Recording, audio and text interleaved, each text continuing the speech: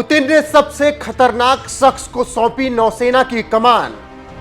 Alexander मोइसे अब संभालेंगे रूसी नौसेना की कमान। 5वीं बार राष्ट्रपति बनने के बाद पुतिन ने लिया फैसला। जानिए कौन है यह खतरनाक अलेक्जेंडर मोइसे।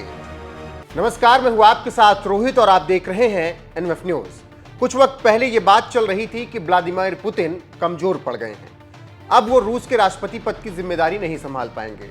लेकिन ये बातें सब झूठी साबित हो गई और पुतिन लगातार 5वीं बार रूस के राष्ट्रपति बन गए। 88% वोटों के साथ उन्होंने जीत हासिल कर ली।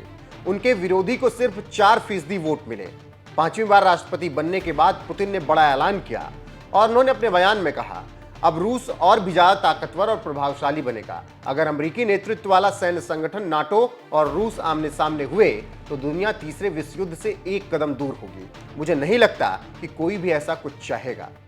तो कुछ इस तरीके से 5वीं बार राष्ट्रपति बनने के बाद व्लादिमीर पुतिन ने बयान दिया। वहीं पुतिन के 5वीं बार राष्ट्रपति बनने के बाद उन्हें तमाम बधाइयां भी मिल रही हैं। प्रधानमंत्री नरेंद्र मोदी ने भी पुतिन को बधाई देते हुए कहा, व्लादिमीर पुतिन को रूसी संघ के राष्ट्रपति के रूप में एक बार फिर निर्वाचित होने के लिए हार्दिक बधाई। आने वाले वर्षों में भारत और रूस के बीच रणनीतिक साझेदारी को और मजबूत करने के लिए मिलकर काम करने के लिए तत्पर हैं।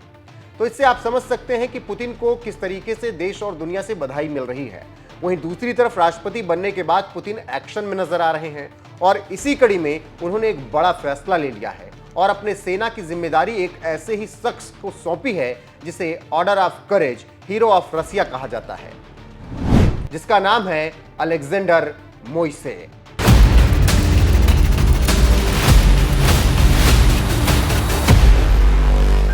तो चलिए आपको बताते हैं कि कौन है यह खतरनाक अलेक्जेंडर मोइसे जिसे पुतिन ने सौंपी रूसी नौसेना की कमान। कौन है अलेक्जेंडर मोइसे? 3 दशकों तक मोइसे परमाणु पनडुब्बियों पर काम करता रहा। उत्तरी बेड़े के हिस्से के रूप में डेल्टा क्लास की सोवियत परमाणु संचालित बैलिस्टिक मिसाइल पनडुब्बियों पर भी काम किया। मोइसे कंप्यूटिंग समूह में एक इंजीनियर रहा और K-117 ब्रांस्क पनडुब्बी की रेडियो इंजीनियरिंग लड़ाकू इकाई BCH-7 के तत्कालीन कमांडर रहे। उन्हें 1994 में युद्ध नियंत्रण के लिए वरिष्ठ सहायक कमांडर के रूप में K-18 डेल्टा क्लास पनडुब्बी करेलिया में ट्रांसफर कर दिया गया था। 1995 से K-117 के कमांडर के वरिष्ठ सहायक के रूप में काम किया। फिर 1997 से K-407 पनडुब्बी के दूसरे चालक दल के कमांडर के रूप में काम किया।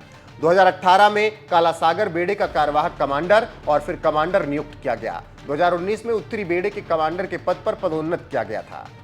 मतलब अलेक्जेंडर मोइसे लगातार सफलता की सीढ़ियां चढ़ता गया और पुतिन की करीबी बनता गया और लगातार पुतिन उस पर विश्वास भी करते रहे और इसीलिए मोइसे के काम को देखते हुए कई सम्मान से उसे नवाजा भी गया, जिसमें उत्तरी ध्रुव में एक ऑपरेशन में उनकी भागीदारी के लिए ऑर्डर ऑफ करेज और 2011 में रूस के हीरो का सम्मान मिला। अब उन्हें बड़ी जिम्मेदारी सौंपकर पुतिन ने दुनिया को बड़ा संदेश भी दे दिया है। पुतिन ने यह बड़ा फैसला ऐसे समय में लिया है जब रूस और यूक्रेन का युद्ध चल रहा है। पिछले 2 साल से दोनों के बीच जंग जारी है। 24 फरवरी 2022 को रूस ने यूक्रेन पर हमला किया था। इस जंग की शुरुआत के साथ ही देश और दुनिया की तमाम प्रतिक्रियाएं सामने आईं। दोनों तरफ से लगातार हमले अभी भी हो रहे हैं।